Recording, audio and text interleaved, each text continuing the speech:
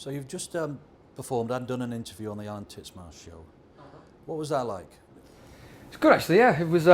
We didn't even know it was live, to be honest with you. We were asking before, is this live? Because we don't normally do pre-recorded, but we've done we've done a lot of live stuff this campaign, haven't we? We've done maybe one other thing live. Yeah. So it's sort of you just try and relax as much as you can. A little bit more pressure when it's live. Yeah, a little bit more pressure. We always think about what you're saying before you say. Yeah, yeah. And I was thinking about the kind of skills that a band like yours requires these days, because I think it's a new set of skills someone in my age traditionally thinks of with a pop group, and I think it's interesting because sometimes I think they get neglected. What you have to do as a band nowadays, it's a whole new world, isn't it? Well, the internet's something that we've had to learn ourselves. When we first started, we've been a band 7 years, and we didn't even have the internet in our band house when we first got together. So we didn't have YouTube or MySpace or anything like that, and suddenly, I remember when we first got MySpace, and that was after we'd been a band for about 3 years. And it was just suddenly this huge new thing, and you had to have one, and you had to be on it updating and sending messages, otherwise you just kind of get lost.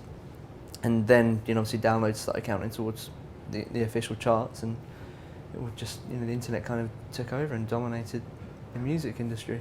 Because in a way, I think when you get reviewed or when you get talked about, you often get talked about in a traditional sense of what a band is. And I personally think this is neglecting and underestimating a lot of things that you do as a band that I think should be rated as well.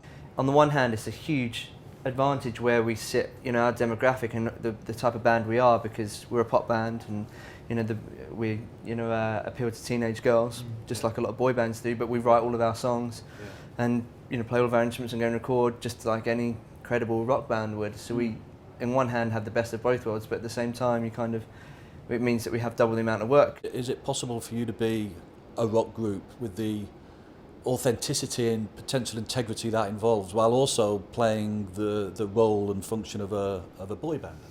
I don't know. I think it's what we'll find out. I think that's what McFly is. It's sort of almost, well, it has achieved this.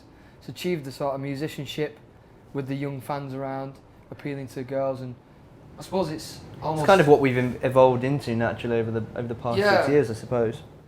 And then, we get a lot of fulfillment out of it because we've been playing since we were 5 years old, so we want to, we get to record albums, but then again get the best fans in the world and get to be on big things. So it is amazing, what position we're in right now. So what kind of decisions do you take amongst yourselves and I guess amongst your support team about maintaining your presence and so that it doesn't just disintegrate? Well, I think the biggest one was when we left Ireland. We left our record company and went independent for it, which is on our last album, which was a huge decision for us to do that. And then, trying to find some way. We just wanted to get our music, obviously being not having a record company anymore. We wanted to find a way of just creating as much noise about our album as we could, and we decided the best way to do it was to give our album away for free with a newspaper, which was, sort of a big, risk. We didn't really know how that would work, but on the other hand, you get your album, which you've worked so hard for, into sort of 2.5 million homes in one day, which is,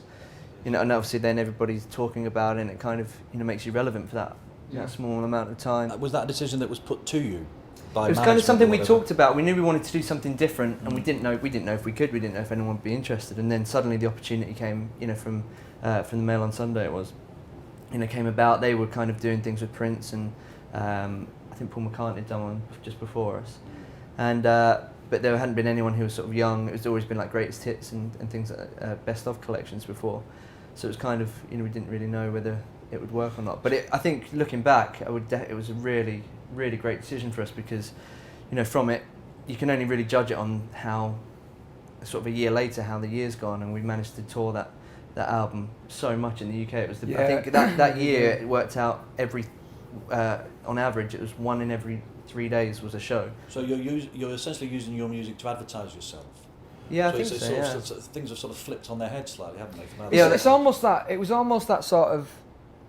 We've always struggled with, we sell to our fans, but then people just like us, and people won't, they won't go out and say, "I'll go and get that today." So it was almost getting that to have it in your home, just listen to it and check it out, because it's that thing. Like we've become somehow over the past 6 years. A kind of household name, I think a lot of people know who we are, or know the name McFly, But it's trying to get those people to then go out and buy your album. But at the same time, you know, we've got an amazing profile, and our profile's high. And it's, I think, what's been kind of the challenge on this album is, you know, we started when Dougie was 15, I was 18, and we were kind of around that age, and you know, we were really young. It's only now sort of we can really see how young we were. And for the outsider, the cynical outsider that still maybe considers McFly to be like a little thing that fell off Busted and hasn't really kept up to speed, I mean, what would you say is the big difference with the sound of this record, and how would you say this is how we're growing up because the record is like this? Well, I think, yeah, I mean, it still amazes me that people, you know, we still get it, you know, people talking about the, you know, the whole Busted connection and stuff now, 7 years down, even though they haven't even been together for about 4 years, I don't think now. But I think that's something we're never really going to get rid of. But no, this album is by far the most different to anything we've ever released before. It's I think every band comes back with their album and says, oh, it's completely different to everything we've done, but this really is.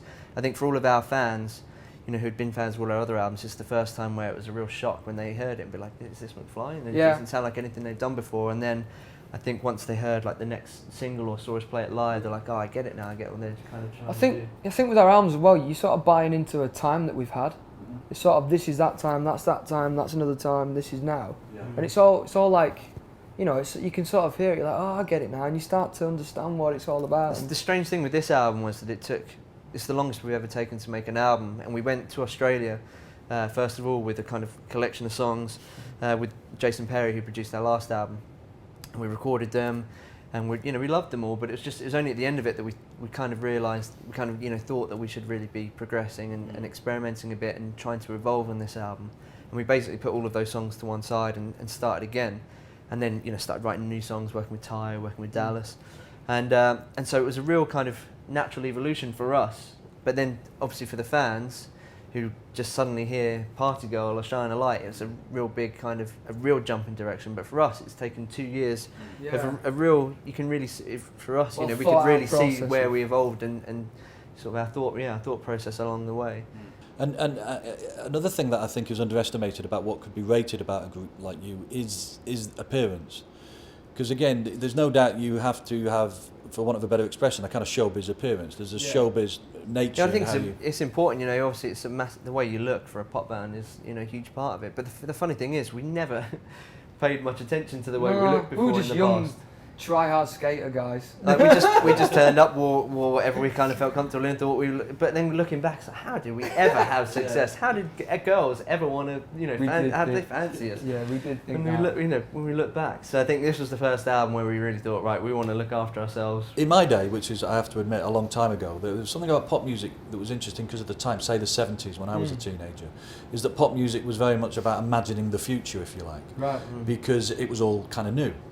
Whereas with your generation, you know, pop music's now 40, 50 years old. There's a hell of a lot of reference points. There's a hell of a lot of people that have moved it forward. And I just wonder what the sensibility was like, because I get the feeling that a lot of pop music's not sure what to do about the future in a way. When Busted first came out, there was a lot of boy bands, you know, traditional boy bands who were singing, dancing. Yeah. And, you know, they're having massive success. And then suddenly Busted came along and it made the traditional boy bands look a bit silly because they had guitars. And they were, you know, they wrote their own songs, but they were still a boy band. They were just a boy band with guitars and had a bit more credibility. But it made the other boy bands look silly.